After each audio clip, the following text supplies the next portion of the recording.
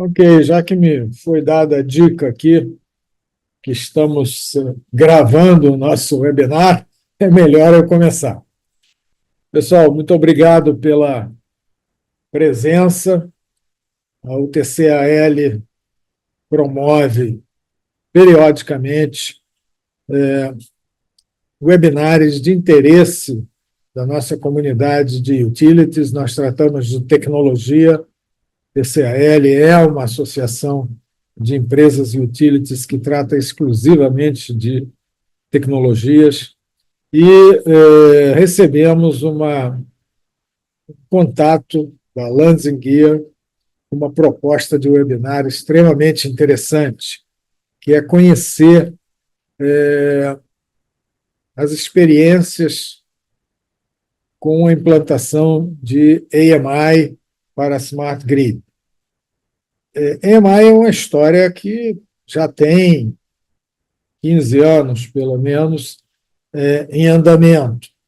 E durante esse tempo evoluiu bastante. Hoje em dia, você utiliza os medidores tanto nos seus contatos com os clientes quanto para o controle da rede. E também toda a informação que ia muito para os centros de supervisão está se deslocando um pouquinho para o edge, o usuário ou a fronteira. Então, quando veio essa proposta, nós achamos muito interessante fazer. Vocês podem contar com o TCAL sempre que surgir alguma coisa interessante, nova, que pode ser utilizada, que precisa ser conhecida, a TCAL estará aqui para apoiar. Eu vou dar só algumas informações adicionais a respeito do nosso evento. Vocês poderão, o aplicativo aqui, a plataforma é de webinar, portanto, as comunicações do pessoal que assiste pode ser feita via QEA, Questions and Answers, perguntas e respostas.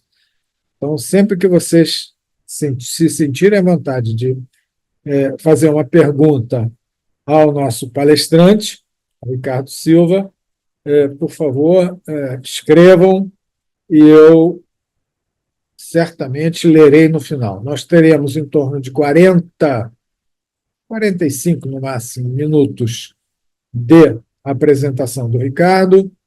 Logo em seguida, eu vou abrir para perguntas e respostas.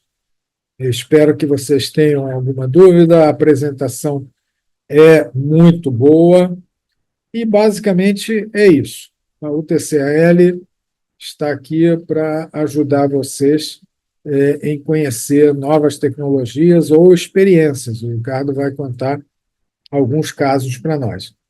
Então, sem mais delongas, sem perturbar muito vocês, vamos passar para o Ricardo Silva, da Lansing Gear.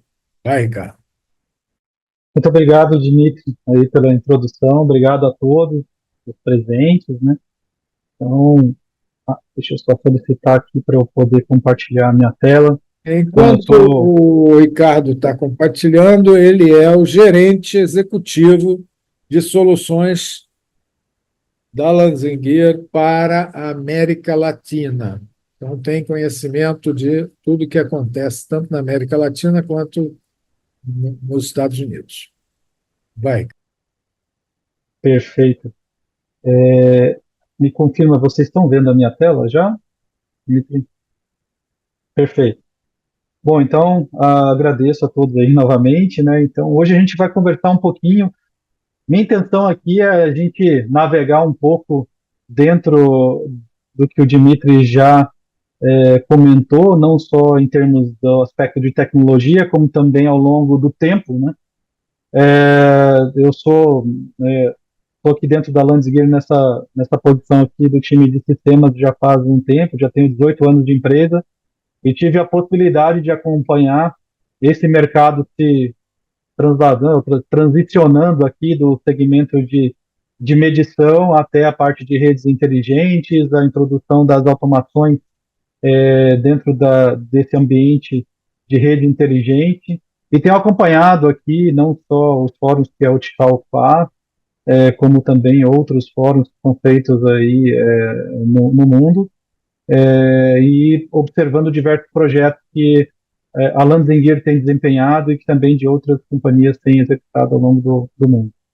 Então, hoje aqui eu vou trazer um pouquinho primeiro de uma parte mais histórica aqui, né? Primeiro uma visão corporativa da Landis, para que a gente para que eu esclareça aqui para vocês um pouco sobre a nossa companhia, nosso background aqui, um pouquinho da nossa presença aqui no continente americano, alguns projetos de destaque aqui olhando mais o histórico e um pouquinho olhando para o futuro.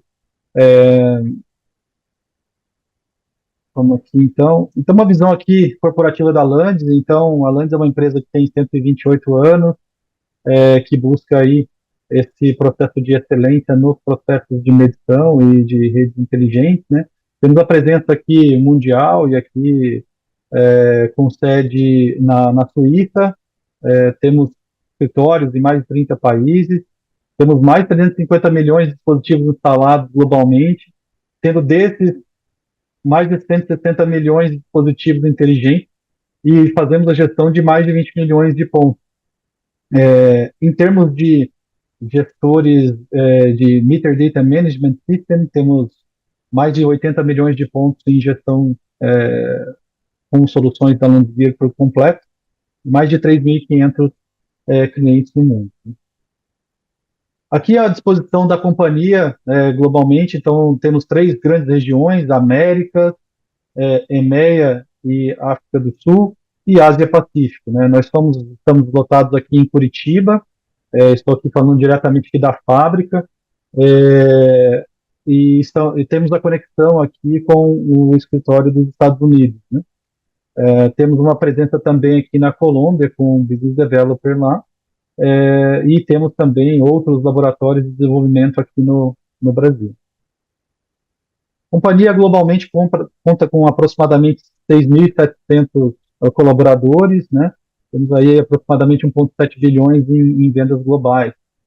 Ao longo dos últimos 5 anos, a gente já investiu mais de 900 milhões em soluções para Smart Grid.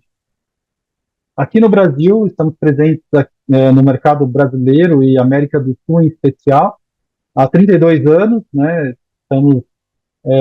Temos aqui diversos projetos implantados não só no Brasil, como também em outros países aqui da América do Sul. Mais de 3 milhões de equipamentos instalados inteligentes, né? Temos um centro de desenvolvimento aqui em Curitiba, com reconhecimento aqui pelo Ministério, tanto o Ministério de Ciência e Tecnologia, tanto da parte de hardware como software, são desenvolvidos aqui em Curitiba, e temos soluções 100% nacionais que são aplicadas aqui no mercado nacional há bastante tempo, como, por exemplo, as soluções de combate a perdas, né? Afinal de contas, nós somos aqui um centro de competências para soluções de perdas comerciais, especialmente. Somos também responsáveis aqui pelo fornecimento do maior projeto Smart Grid da América do Sul, que é o projeto da Light, e contamos com um time aqui com mais de 251 engenheiros de desenvolvimento e analistas de software. Tem um pouquinho da nossa planta aqui, né? Então, aqui está a nossa planta em Curitiba, fica na cidade industrial de Curitiba, uma visão aérea. Temos aqui escritórios de desenvolvimento aqui no Brasil, né? No Goiânia, Fortaleza. Temos time de manufatura, parte de desenvolvimento de produtos, desenvolvimento de equipamentos, centro de desenvolvimento de softwares não só para o mercado latino-americano, como para outras regiões globais, né? Hoje somos uma referência de desenvolvimento de software para o grupo Landis+Gyr. Temos time de desenvolvimento aqui para projetos que são desenvolvidos na Ásia-Pacífico, nos Estados Unidos, em EMEA, e também aplicações globais, que é uma característica da Landis+Gyr. Time de serviços, time de gerenciamento de rede com um NOC, né, que temos aqui, e também cumprimos com todas as certificações inerentes aqui do nosso setor. Aqui dentro do nosso time temos aproximadamente 400 pessoas operando hoje dentro da Landing.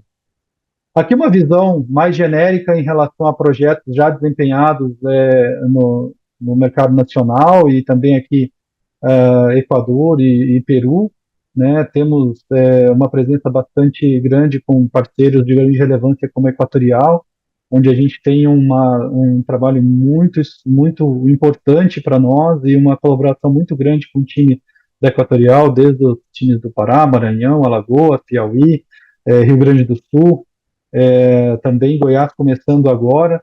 Temos também um projeto lá no Amazonas, né, de combate a perdas, aí, que tem um time também muito focado na parte de redes inteligentes ali, com sistemas de medição centralizada. Projetos também desenvolvidos com a EDP, tanto em São Paulo como no Espírito Santo, o time de Espírito Santo muito focado também nas situações ali da região, time técnico super capaz. Temos diversos projetos com a Anel Energia, desde medição centralizada até projetos de redes inteligentes em regiões remotas, como de Remanso, como também na ilha de Fernando de Noronha, onde toda a ilha está coberta com rede de comunicação nossa. A Enel como um parceiro já mais antigo, que a gente tem trabalhado muito com a parte dos sistemas de combate à perda, com SMCs, já desde 2005, e o projeto da Light, que é o maior projeto que a gente tem aqui no Brasil, que ele é um projeto realmente smart grid, bastante complexo e bastante complexo tecnicamente falando, complexo em relação aos problemas a serem resolvidos. A gente vai falar em detalhe um pouquinho mais para frente, tá? Então, aproximadamente 3,7 milhões de clientes, a gente faz mais de 50 mil comandos mensais dentro de todos esses projetos de corte, ligamento, introdução de equipamentos, remoção, e temos um time de serviço bastante capacitado, aí com mais de 20 anos operando projetos de redes inteligentes. Vamos falar um pouquinho agora do histórico da parte de redes inteligentes aqui no mercado nacional. Então, tudo isso acabou começando lá no Rio de Janeiro, junto com a Light.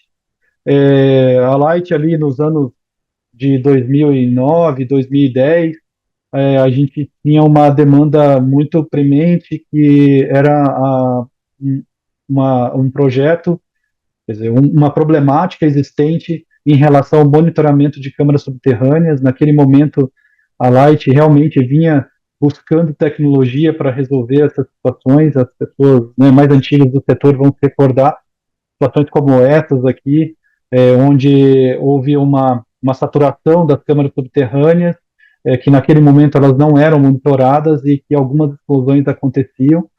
E a gente foi, assim como outros players do mercado, foram convidados pela Light com uma preocupação imensa em relação a essa questão, para tentar resolver alguns problemas que aconteciam dentro das câmaras subterrâneas, né? As câmaras subterrâneas, só como definição aqui, são câmaras de transformação que ficam no solo e que têm uma alma de aço em torno da câmara subterrânea e também um bloco de 1 metro de concreto para entrada e saída aqui das câmaras.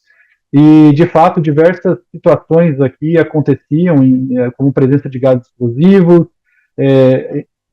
circunstâncias também que fugiam do controle da Light, como arrombamento e tentativas de roubo de cabo, alagamentos, né, algumas regiões onde se tinha, inclusive, vazamentos de esgoto dentro das câmaras, e ela acabava virando uma panela de pressão. Então, tinham diversas ocorrências que aconteciam aqui, e o principal tópico aqui, e que a gente foi considerado e foi convidado a tentar buscar uma solução, dizia respeito exatamente à parte de conseguir estabelecer uma maneira de comunicação de dentro da câmara para fora, que tivesse a mínima exposição possível em termos de antenas, cabos. Obviamente, estabelecer comunicação para dentro de uma área como essa, através de fibras óticas, é ótimo, é perfeito, só que tem um custo bastante elevado, e teríamos, na verdade, até, né, que fazer esse projeto, que foi da maneira que foi feito, né, durante o voo, né, on flight, né, porque tudo isso estava funcionando, operando na região central e zona sul do Rio de Janeiro, né. Então, Dentro desse projeto, a gente fez os primeiros testes, eu participei desses primeiros testes fisicamente lá. A gente usou uma câmara subterrânea da Avenida Presidente Vargas para colocar os primeiros equipamentos e tentar ver se a gente conseguia fazer a parte de comunicação de fora da câmara para fora, fazendo saltos de comunicação em diversos pontos até chegar na Light que ficava na Rua Larga ali atrás, né, que fica ali na Rua Larga ali atrás, a Marechal, né. Então, nós fizemos o primeiro teste. Os primeiros testes foram feitos com medidores, leitura de memória de massa, para entender a quebra de pacotes, a composição de pacotes, e isso foi feito com sucesso. Uma vez provada a parte de comunicação, a gente foi para a automação dessa câmara subterrânea. Então, foi colocado dentro dessas câmaras um CLP, e comunicando com esse CLP diversos sensores, como aqui a parte de sensor de proximidade para entradas não permitidas, a parte de sensores de fluxo de ar, a parte de proteção previsão do protetor de rede, a parte de sensores de alagamento, detecção de gases explosivos, né? Fizemos aí uma imersão muito grande numa indústria até que a gente não tinha tanto dia a dia com eles, e buscamos dispositivos para que pudessem ser configurados e habilitados para essa realidade das câmeras subterrâneas.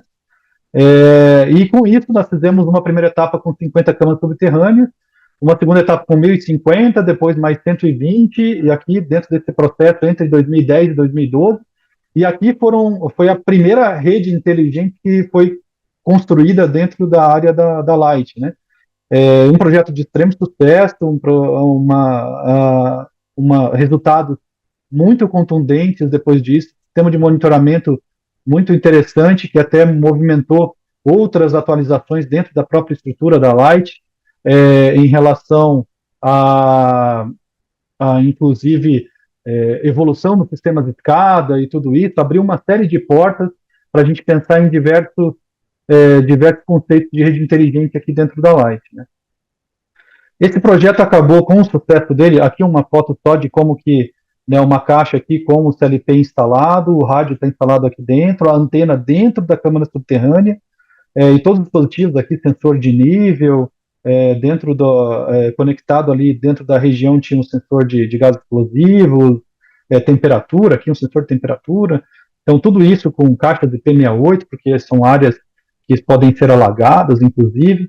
Aqui um sensor de presença aqui na entrada da câmara. Então foi um projeto bastante completo e que ajudou a Light aí em conjunto, né, uma ação conjunta entre Landis+Gyr e Light para resolver aquela problemática que tinha das explosões das câmaras subterrâneas. Esse projeto ele acabou sendo de tanto sucesso que isso motivou a Light a fazer o conceito de um projeto de Smart Grid.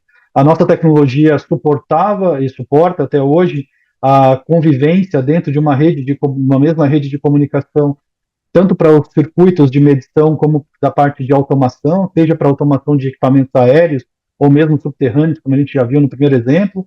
Então esse projeto de Smart Grid foi vencido pela Landis+Gyr lá em 2014, originalmente com um prazo de fechamento do projeto até 2019, e isso ali acabou passando por ajustes aí de prazos, inclusão, mudanças de escopo ao longo do processo, e a gente segue ainda com esse contrato até 2026, trabalhando em conjunto com a Light sobre isso.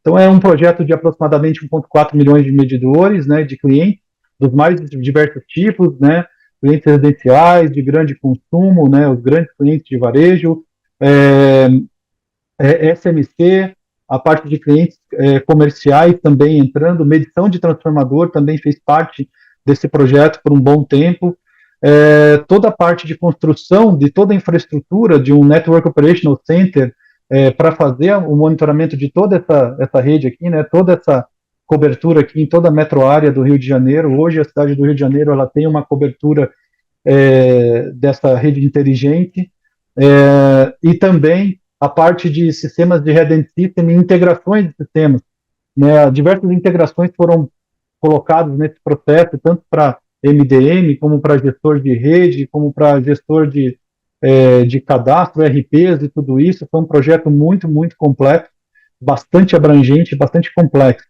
A Landis+Gyr, como eu mostrei para vocês, ela tem projeto aí, né, diversos projetos no mundo, aí, mais de 320 milhões de dispositivos, mas o projeto Light é reconhecido mundialmente como um dos mais complexos em termos de abrangência, urgência, esse tipo de coisa. Ele está no rol ali de 5, 10 projetos bastante completos e que já está rodando e operando desde de 2014 e 15, né?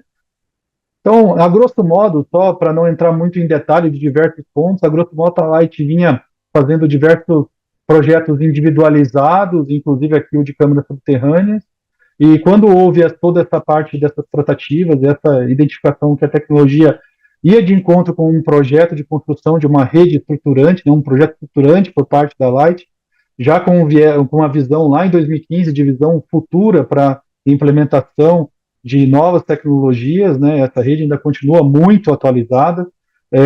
A Light, o objetivo principal era centralizar tudo isso numa rede única e trazer todo mundo, né, debaixo dessa mesma rede de comunicação, uma rede inteligente, para se fazer toda uma gestão de todas as alternativas de medição, toda a parte de monitoramento de religadores e chaves automatizadas, né? Então toda a parte de estabelecimento de comunicação para esses dispositivos, pegando o dado deles, trazendo, circulando pela mesma rede AMI e entregando para o SCADA, né, dentro de um processo, inclusive, de QoS, né, de preferências de pacotes de comunicação, isso chegando, inclusive, aqui na parte de integração, né, com todos os sistemas SAP, Alstom, aqui na época, essa parte de gestão de rede, que era da CA, tudo isso completo dentro desse projeto, né. Aqui só uma visão de casos aqui de análise de rede, né, situações aqui na Zona Sul, por exemplo, bastante específicas, onde o processo de caminho crítico, especialmente da parte de automação, a gente fez muitos estudos e muitas experimentações junto com o time da Light, de modo a elevar a efetividade de comunicação e tentar buscar níveis como esses demonstrados aqui para a parte da rede FAN de disponibilidade, que se conecta muito com todos os projetos que a Landis+Gyr faz globalmente, né? Inclusive batendo aqui itens, níveis de disponibilidade de automação bastante elevados, tudo isso dentro de uma mesma rede de comunicação e convivendo aqui com as suas priorizações. Agora, olhando aqui um pouquinho para o futuro, né? Então, com esse conceito todo de redes inteligentes e tudo aquilo que tem feito, o que a Landis+Gyr tem desenvolvido ao redor aqui do mundo, né? Como até o Dimitri já comentou, a gente tem, olhando aqui, a gente olhava-se muito e ainda se olha, porque são nossos parceiros primordiais aqui, né? As distribuidoras de energia, mas também hoje em dia você já tem um foco bastante no cliente, ou seja, um conceito que certamente já foi ouvido por todos aqui, que seria de trazer o cliente como centro também da tomada de decisão, não focando simplesmente ou somente na distribuidora, né? Então, com o conceito aqui de Edge Enterprise, né, ou seja, se você tem uma residência inteligente, você vai ter uma comunidade inteligente, você tem todo um ecossistema inteligente, né? Então, dentro desse conceito, a gente vai falar um pouquinho do Revelo, que é um medidor que a gente tem nos Estados Unidos, que ele tem alguns conceitos que somam muito para trazer o cliente para o centro aqui das decisões, né? A ideia aqui é o seguinte: o consumidor, hoje em dia, ele está buscando muitas alternativas, seja por questões de custo, seja por questões tecnológicas, seja por restrições existentes dentro da sua região, por aspectos como geração distribuída, participando aí de cotas de geradoras, utilização de baterias, veículos elétricos, aumento de consumo. Então, as distribuidoras também têm acompanhado todos esses movimentos do lado dos consumidores, e a visualização do que está acontecendo no campo continua sendo de uma outra maneira, mas muito relevante para as distribuidoras, né? Esse movimento, por exemplo, dos veículos elétricos, certamente se tivéssemos uma aderência muito significativa em relação à aquisição de veículos elétricos, por exemplo, num curto espaço de tempo, isso é um objeto de muita preocupação das distribuidoras, não só aqui no Brasil, como nos Estados Unidos. em alguns estudos que eu já participei, em alguns eventos, fala-se nos Estados Unidos, por exemplo, do dobro de carga por conta da entrada dos veículos elétricos para cada residência. Então, o aspecto de infraestrutura e cliente está muito em foco.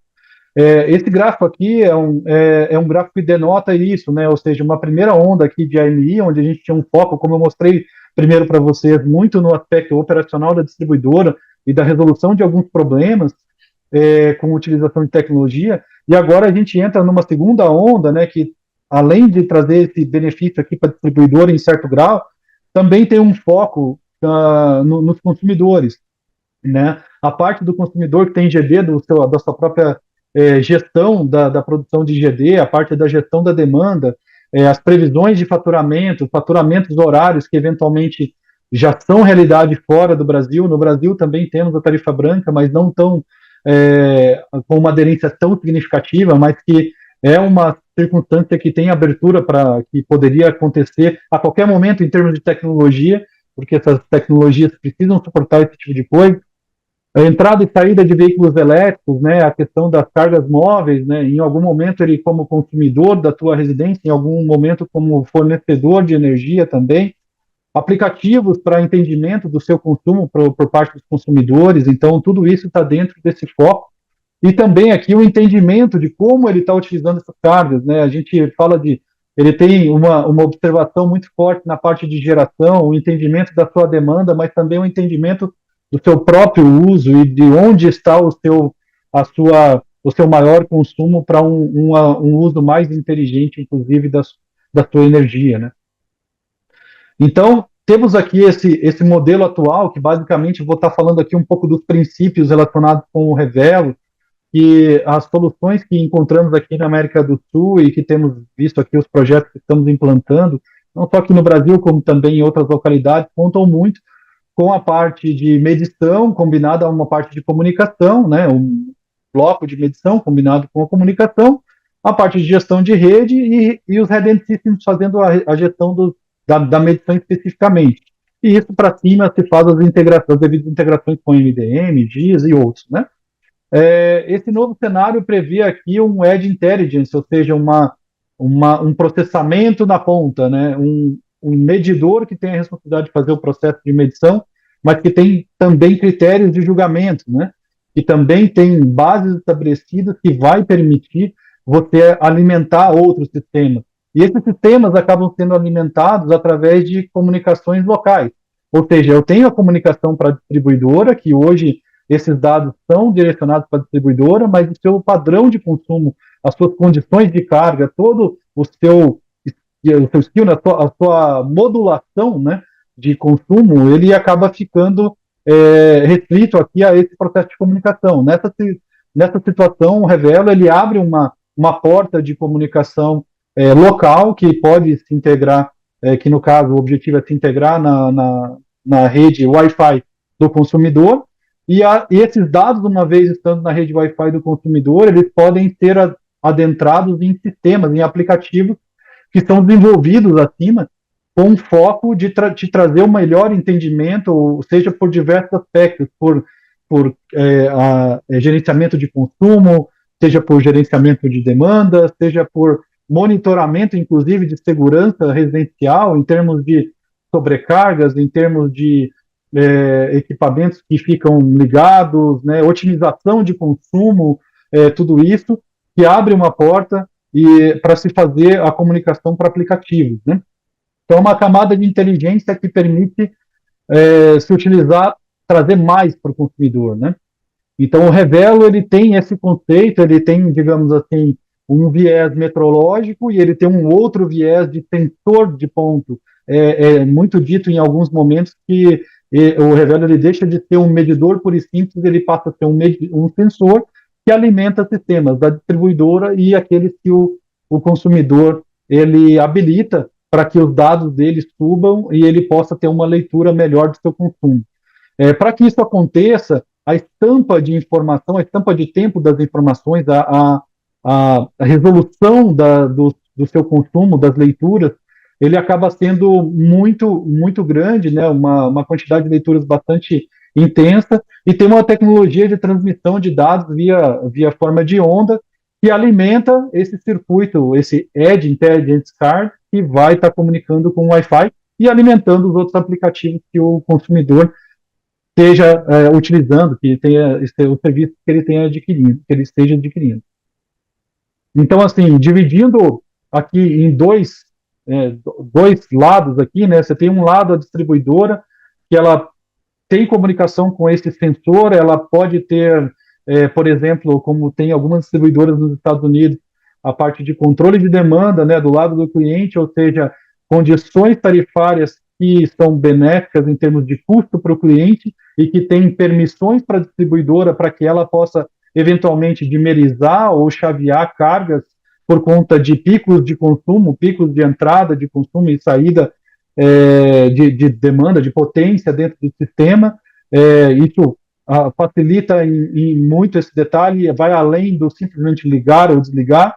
A parte de previsão de demanda, né? A gente tem hoje, por exemplo, né, diversos conhecidos que temos aqui no mercado, a gente tem observado a entrada de IGD, por exemplo, nas áreas de distribuição e que você tem alguns efeitos de sobrecontratação por parte da distribuidora e que acaba gerando uma série de preocupação imediata em termos de fluxo de resultado, mas traz principalmente uma preocupação imensa para os próximos anos, porque no final das contas estamos falando aqui de, na maioria dos casos, de situações de geração distribuída com painéis solares, eventualmente com circuitos eólicos de mini geração, e que você não tem uma energia firme que a distribuidora, enquanto provedor, enquanto agente que coloca a energia para esse consumidor, ela precisa estar preparada para isso. Então, uma previsão futura de qual é o volume de energia que uma distribuidora precisa comprar sem que ela acabe se expondo a uma sobrecontratação ou que fique com uma subcontratação,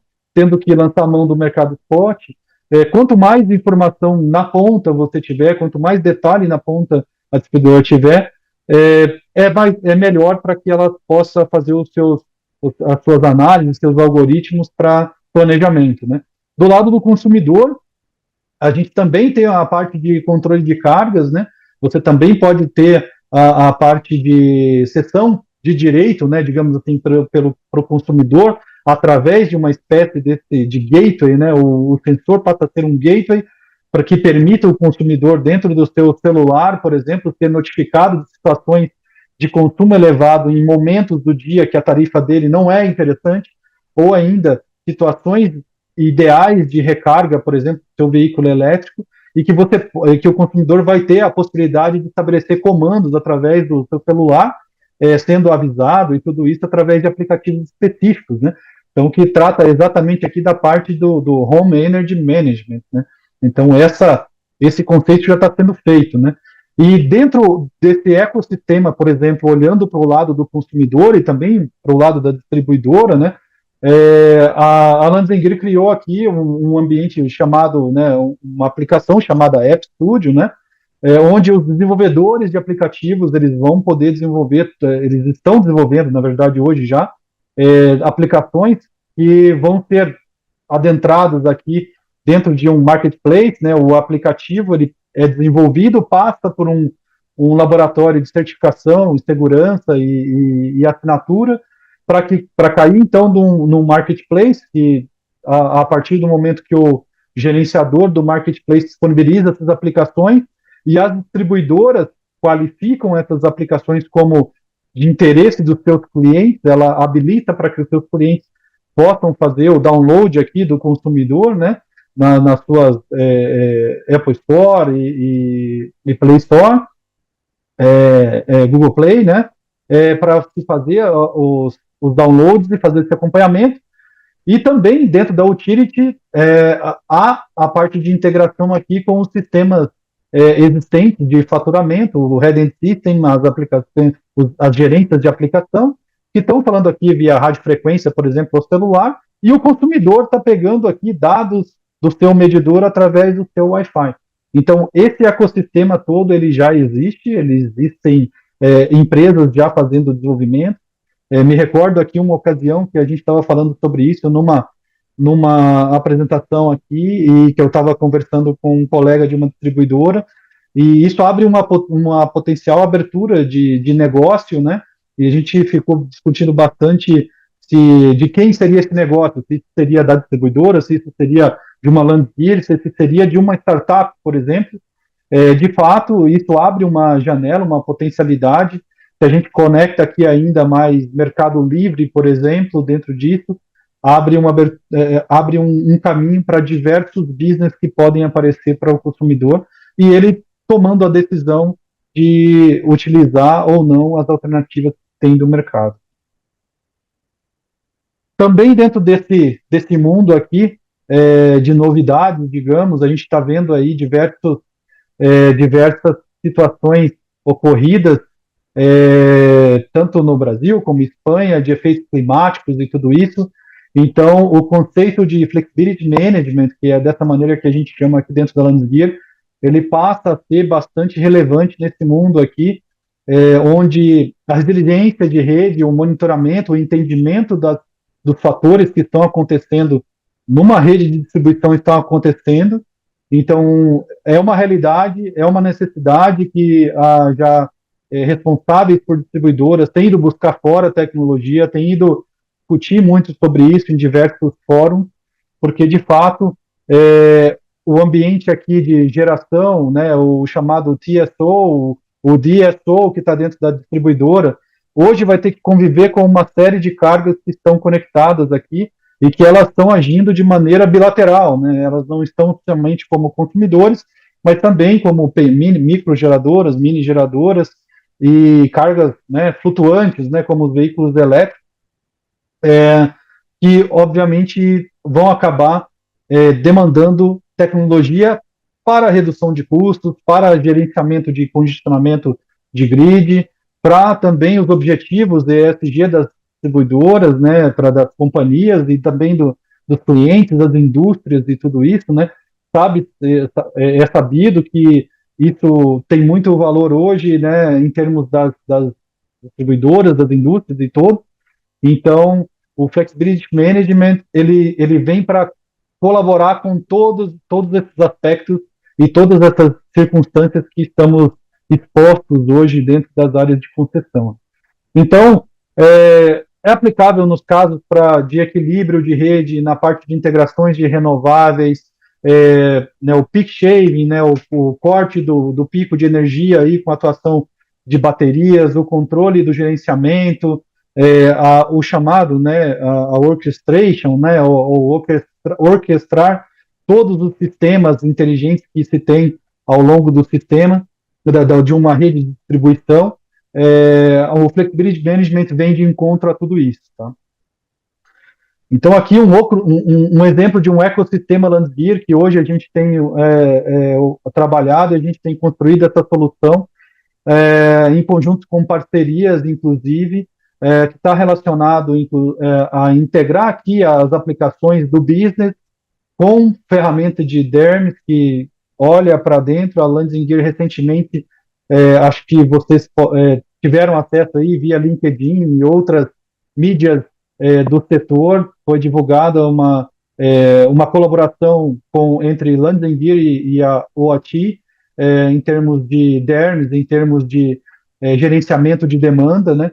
Também aqui com soluções integradas, né? Seja para parte de gerenciamento de frotas, gerenciamento de veículos elétricos individualmente, residenciais, soluções como nos Estados Unidos é bastante utilizada, o SPAN, que é essa caixa aqui, que basicamente ele tem uma combinação com o Edge Intelligence para a parte de comandos, para a parte de sensoriamento, comandos, que é bastante adaptado a essa versão ANSI, né, além da parte de grid management, né?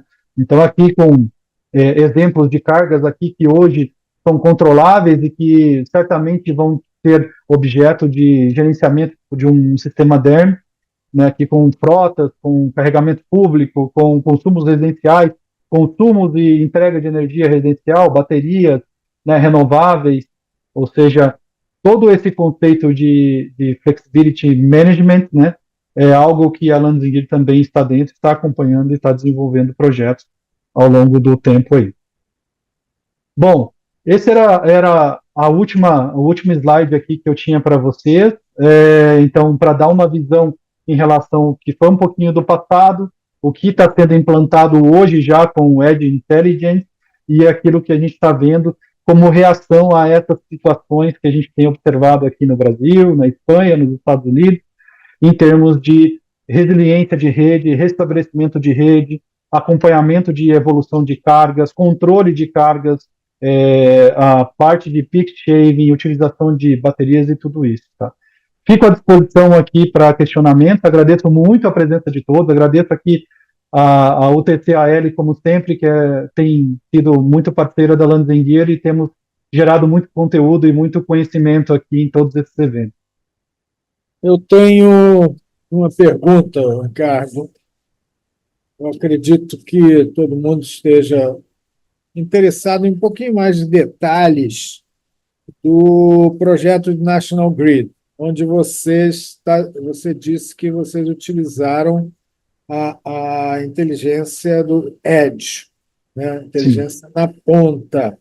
Então, se você tiver assim, informações macro desse projeto, acho que pode ser de interesse dos participantes.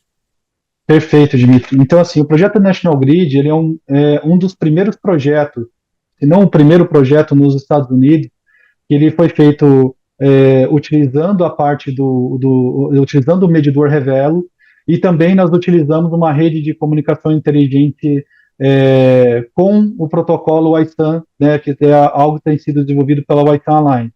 Né, Landsenguier e Cisco se organizaram de uma maneira a construir o protocolo, as camadas restantes do protocolo, e nós fizemos uma construção de rede onde você tem equipamentos LANs e equipamentos da Cisco, principalmente. Esse é um primeiro fato relevante desse projeto. O segundo fato relevante é a envergadura desse projeto. Né? Nós estamos falando de um projeto National Grid, ela atende as regiões de Nova York, atende a região de Rhode Island e de Massachusetts, né? Estou aqui pegando minha cola aqui, e eu sempre tenho esse tipo de pergunta aqui, onde a gente tem aproximadamente 4 milhões de dispositivos em implantação, tendo 2,5 de medidores de energia e 1,8 de medição de gás. Esse projeto ele já levou a obrigação, né, por parte da Landsenguier e a implantação de mais de 1 milhão de medidores Revelo, como esse que a gente apresentou aqui para Edge Intelligence, para inteligência na ponta. Tá. Vamos conversando mais sobre cases, né, que eu acho que é interessante. O setor elétrico ele é muito tradicional, ou melhor, implantar aquela coisa super nova demanda muita pesquisa. Então, eu, pelo menos, quando trabalhava no setor elétrico, gostava muito de ter soluções novas, mas já experimentadas, né? Então, vocês têm uma implantação enorme também na TEPCO, no Japão, tá? E acho que lá são 30 milhões de dispositivos implantados, tá? Como é que foi isso? Porque 30 milhões, se você disse que no Brasil o projeto maior é o da Light, 1,4, agora estão começando a surgir alguns projetos similares, o Copel está fazendo algo similar e tal. Perfeito. Mas quais são os desafios que você tem e quanto tempo você leva para implantar uma coisa desse tipo? 30 milhões, um número realmente significativo. Fale alguma coisa sobre isso. Perfeito. O projeto da TEPCO ele foi extremamente desafiador, assim como o projeto da Light que eu comentei, ele está no rol dos mais complexos por diversos aspectos, né?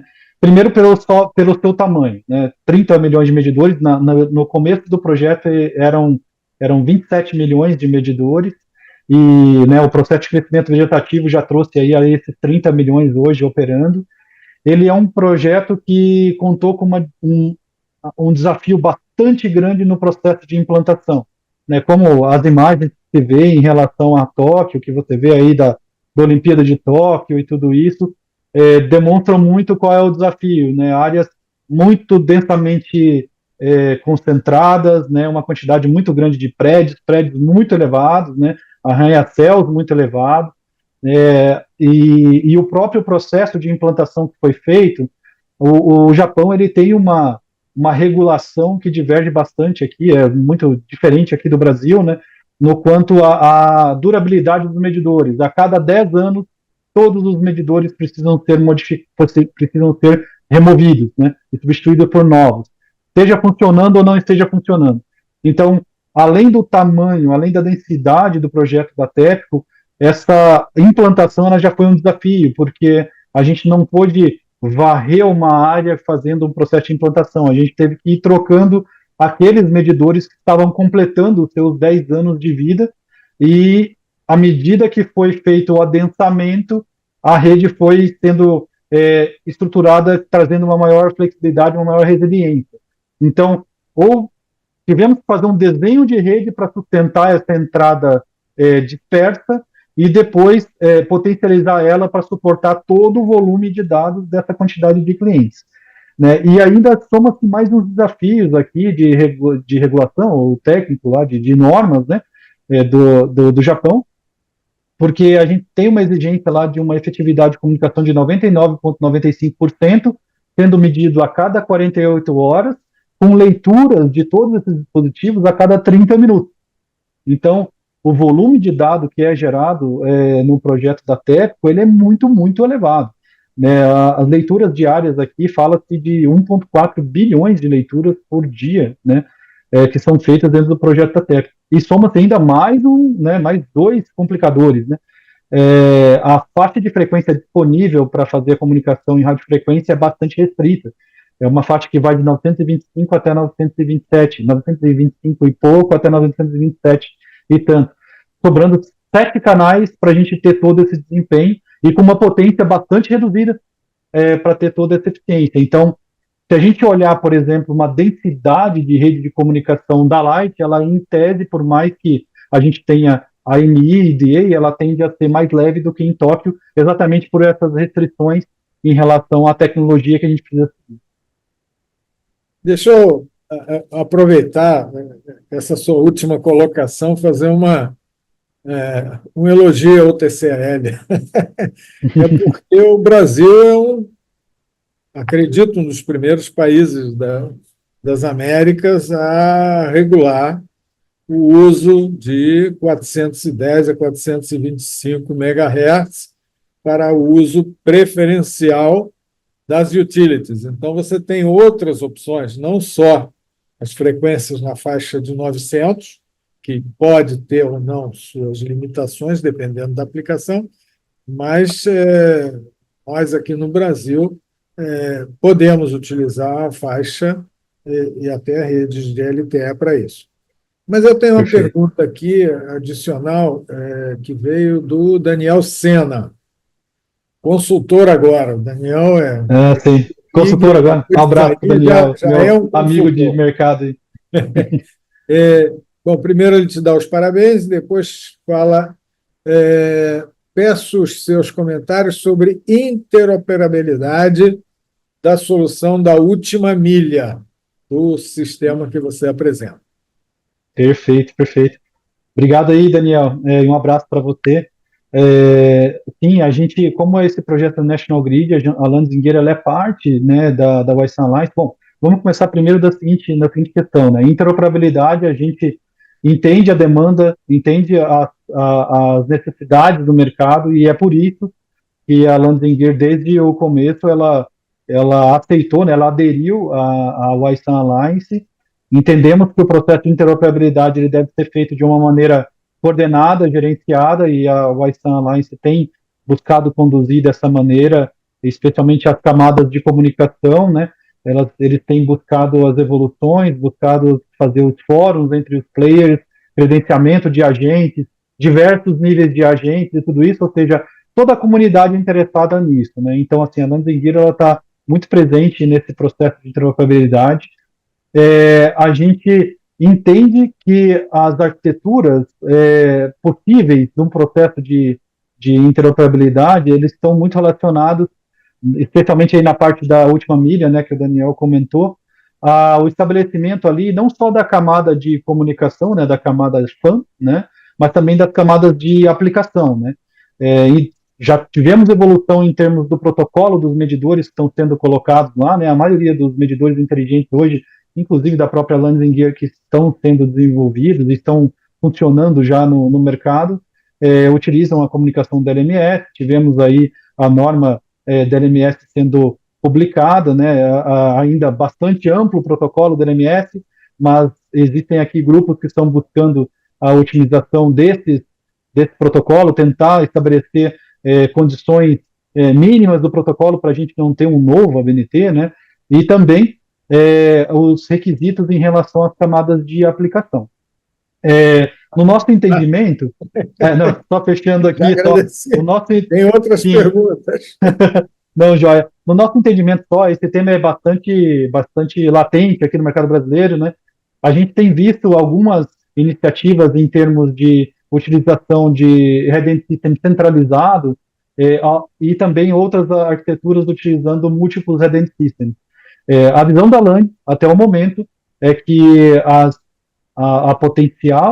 o potencial sucesso de uma rede inteligente e aquilo que tem por vir e aquilo que vai poder dar uma maior tranquilidade para as concessionárias, ele passa por uma arquitetura que utiliza o protocolo WISAN e que utiliza na camada de cima um gestor de rede e múltiplos Redundant Systems, por conta das particularidades que cada uma dessas soluções existem, né? Então, assim, a implementação que a gente vai ter aqui de novas regulações, o que vai ser feito pelo provedor do medidor A, pelo provedor do medidor B, as atualizações e gestões de protocolos, de firmwares e tudo isso, você estabelecer isso dentro de um Redundant System único, no nosso ponto de vista, acaba por gerando um gargalo. Então, assim, nas últimas análises, até teve um evento da WISAN esse ano aqui, onde foi apresentado 3 alternativas de arquiteturas. A gente entende que aquilo que parece estar mais próximo do que a gente precisa aqui do Brasil está muito relacionado com aquela arquitetura com distintos Redundant Systems, provedor de rede e diversos provedores de dispositivos na última mídia. Agora vai, posso? Agora vai. Vamos lá. Temos outra pergunta. Dessa vez é do Fernando, da Claro. Eu só peço, Fernando, que na próxima vez, se você tiver mais perguntas, coloque nome e sobrenome. O Fernando quer saber como a Landes vê a questão de conectividade. Se consideram a tecnologia EF-Mesh como principal opção. Perfeito. Excelente pergunta, Fernando, porque isso é objeto de diversas conversas aqui internamente da própria Landscape como provedor de tecnologia. A gente optou pela utilização do RF-Mesh por conta de uma relação custo-benefício e performance, né, em áreas de concentração, e a gente vem trabalhando já há muito tempo essa tecnologia RF-Mesh, né? Trabalhamos nisso desde 2006, 2007, passando por diversas evoluções para IPv6, depois para agora essa tratativa de WISAN e tudo isso.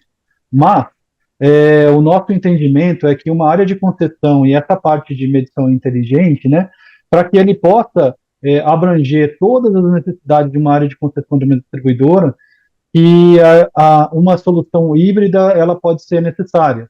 Então, a utilização, sim, de comunicação celular, como, por exemplo, da Claro, não só especificamente no nível do backhaul, que a gente já utiliza bastante, né, na última milha, como a RF-Mesh e celular para cima, nos Estados Unidos, isso aí é densamente utilizado. Aqui no Brasil, ainda temos 95% dos projetos realizados ainda com comunicação Ethernet ou rádio longa distância, como backhaul.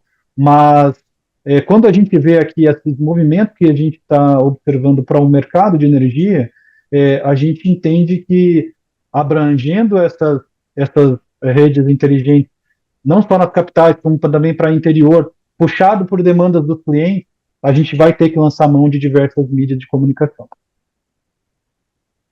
É interessante. Eu vou complementar essa pergunta do Fernando, porque na Light vocês utilizaram AMI e também automação da distribuição com a rede Mesh. Quer dizer, Perfeito. A rede Mesh ela pode até servir para fazer isso, mas deve ter uma limitação no escopo do trabalho. E eu queria os seus comentários a esse respeito. Por que vocês utilizaram isso? Qual era o escopo para utilizar rede mesh para a automação da distribuição? E como seria hoje, com a opção que a gente tem oferecida de rede privativa e tal, essa solução híbrida que você acabou de explicar. Ok. Passa por uma historiazinha e acaba. Não, ok, tranquilo. Bom, quando a gente teve aí essa questão do projeto da Light, né, e a coexistência dentro de uma mesma rede de comunicação de AMI e EDA, a gente teve que, né, utilizar exatamente os requisitos que eram necessários para a operação de DA, especialmente porque a comunicação em radiofrequência, né, ela não é uma comunicação Ethernet, fibra ótica, e não tem uma banda tão grande como uma comunicação, por exemplo, celular, 5G, né? Então, todo o estudo todo foi considerado, imaginando com todos os pontos, né? Casos muito críticos, como, por exemplo, das câmaras subterrâneas, a gente praticamente tem uma câmara subterrânea e um repetidor acima de cada câmara subterrânea. Na parte dos religadores aéreos, a gente tem uma flexibilidade maior, uma capilaridade maior para estabelecer comunicação. Por outro lado, esses religadores aéreos, eles têm os seus poréns, né? Se você tem um momento de blackout, um momento de falta ocorrido, esses equipamentos de automação, eles precisam ficar de pé em termos de comunicação. Então, a gente aprendeu muito junto com a Light em relação a isso, não só em termos de caminho crítico, como também a parte de segmentação, né, a utilização de antenas especiais, né, firmware desenvolvidos especialmente, para que a distribuidora tenha autonomia para fazer o restabelecimento ou mesmo o chaveamento e isolamento de áreas no momento de falta. Né? Então, assim, a primeira parte da resposta está nessa parte, Dimitri. Em relação quais tipos de comunicação que a gente pode utilizar como híbridos, né? A gente já teve no passado a utilização de comunicação PLC, de fato, a utilização de comunicação PLC dentro do mercado nacional, dado o arranjo de distribuição de rede, ele não se faz tão economicamente interessante no nosso ponto de vista, nos projetos que a gente trabalhou, muito bem aplicado na Europa, com transformadores com uma grande quantidade de clientes, você tem uma redução na quantidade de equipamentos, redução de manutenção desses equipamentos, muito jóia. Aqui para o Brasil, para nossas arquiteturas, que né, o time que eu lidero aqui, a gente não tem considerado. A gente tem sim imaginado a parte de comunicação celular, redes privadas, como você comentou, Dimitri. Iniciativas como, por exemplo, da Neo Energia, né, que vem buscando tentar definir na faixa de 450, 415, a gente entende que no médio prazo isso pode ser interessante. A gente quer entender um pouco a capacidade, né, de tráfego, porque também, além das distâncias, né, a falta de concentração, você tem o perfil desse cliente, né, que ele pode ser um cliente industrial, por exemplo, ele pode ser um cliente que daqui a pouco ele está entrando no mercado livre de energia, né, existem definições ainda qual é o volume de dados, né, qual é o caminho, né, as centralizações da venda no varejo que precisam ser feitas ainda, mas a gente entende que essas, seja públicas, sejam redes privadas, em algum momento, a gente vai ter que estar somando a essas redes inteligentes. Muito bem. São 15 horas, quer dizer, nós tivemos uma hora inteira de discussão, eu acho que foi excelente. Só tenho a agradecer a Ricardo Elanzinguia por oferecer esse webinar para nós. Eu acho que esse assunto de redes inteligentes, EMI, toda uma infraestrutura para implantar redes privativas e o seu uso, né, é extremamente importante, mas vai ficar para o próximo evento. A UTCL agradece a todos que participaram. E, Ricardo, por favor. despeça da turma. Ainda temos Ah, aqui 40 pessoas, né? Então, ah, que bom. o pessoal te aguentou. É, ótimo. Não, eu quero agradecer a todos que estão na chamada, todos os 40, e também deixar aqui meu contato, estou no LinkedIn, né, Ricardo Barcelo Silva, e estou sempre aberto a fazer qualquer discussão em relação à parte de tecnologia, quaisquer discussões que possam aparecer pelas pessoas aqui que estão nos assistindo, e agradeço novamente ao TCAL aí pela oportunidade e pela troca de ideias aqui. Obrigado. Vamos lá, gente. Tchau. Vamos para frente.